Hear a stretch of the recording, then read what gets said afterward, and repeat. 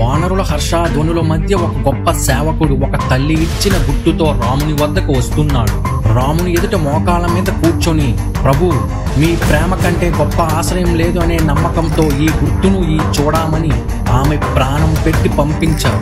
హనుమ, ఇది చూస్తుంటే ఆమె నన్ను పిలుస్తున్నట్టు అనిపిస్తుంది. అందరి ముందు ధైర్యంగా ఉండే ఆ దేవత నా పేరు తలుచుకుంటూ కన్నీరు పెడుతుంది. ప్రభు, ఆమె కన్నీళ్ళు వెనుక ఓ ప్రపంచం. మీ ధైర్యం కోసం ఆమె ధైర్యంగా నిలబండి. అని సమయం తక్కువగా ఉంది ప్రభు. 1 నెల గడువు ఇచ్చాడు ఆ రాక్షసుడు. ఆగడానికి లేదు, ఆలస్యం చేసుకోవడానికి లేదు.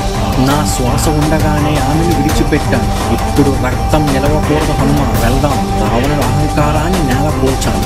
ఒక రాక్షసుడి గర్వాన్ని, ఒక తల్లి కన్నీళ్లను, ఒక సేవకుడి ప్రేమను, ఒక భర్త బాధను, ఇవన్నీ కలిపే యుద్ధానికి పునాది అయ్యాయి. ఇప్పుడు కాదు అంటే ఎప్పుడూ కాదు. ఇప్పుడే మొదలవుతుంది చరిత్ర మారే క్షణం.